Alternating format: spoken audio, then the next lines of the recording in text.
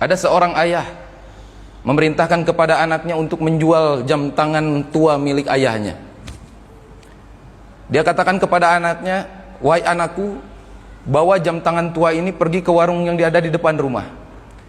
Tanyakan ingin diberi dengan harga berapa. Namun jangan langsung dijual. Kabarkan dulu kepada ayah." Maka anaknya tersebut pergi dan mengabarkan hal tersebut, menawarkan jam tangan tua ayahnya. Maka si penjual warung mengatakan, "Saya tidak butuh itu. Karena yang saya jual hanya sayur dan sayur, tidak ada jam tangan." Maka anak tersebut kembali kepada ayahnya dan mengatakan apa yang dia ucapkan oleh orang yang tadi ditawarkan. Maka ayahnya mengatakan, "Jika begitu kamu bawa jam tangan tua ini pergi ke pasar. Di sana ada tukang servis jam tangan. Tanyakan dia ingin membeli dengan harga berapa jam tangan tua tersebut." Maka anaknya pergi ke pasar dan menawarkan kepada tukang servis jam tangan. Ketika ditawarkan, "Tuan, inginkah membeli ke jam tangan tua ini?" Maka tukang servis tadi mengatakan, "Saya beli dengan harga 50.000 rupiah." Maka anaknya kembali kepada ayahnya dan mengatakan hal yang sama. Kemudian ayahnya memerintahkan untuk yang ketiga kalinya, "Jika begitu sekarang kamu pergi ke museum barang-barang antik dan tunggu di sana sampai kamu bertemu orang yang tepat." Ternyata hadirin yang mulia, di museum tersebut dijual barang-barang antik yang harganya tidak harga normal, tapi harga yang luar biasa, karena barang-barang lama. Ketika anak tersebut membawa jam tangan tua tersebut ke museum, dia bertemu dengan satu kolektor jam tangan.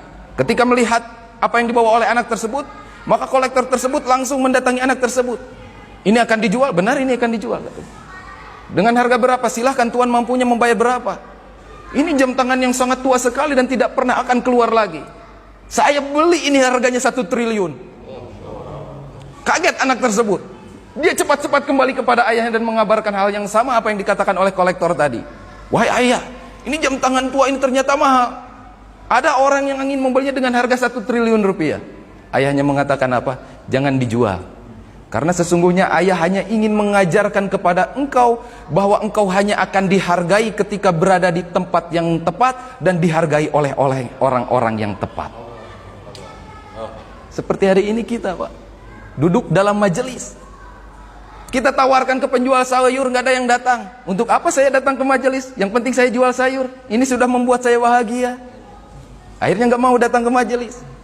Ditawarkan, ada juga orang yang tahu tentang duduk fadilah dalam majelis. Orang-orang berilmu tahu fadilahnya duduk dalam majelis ini, kebesaran Allah, pahalanya seperti apa.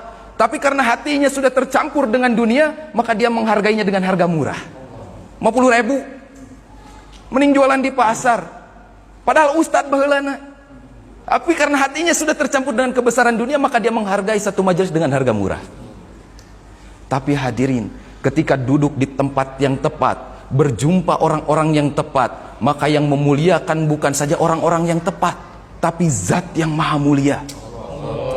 Bapak-bapak, ini orang yang mulia, Pak. Berada di tempat yang tepat. Tempat mana yang paling tepat selain di masjid?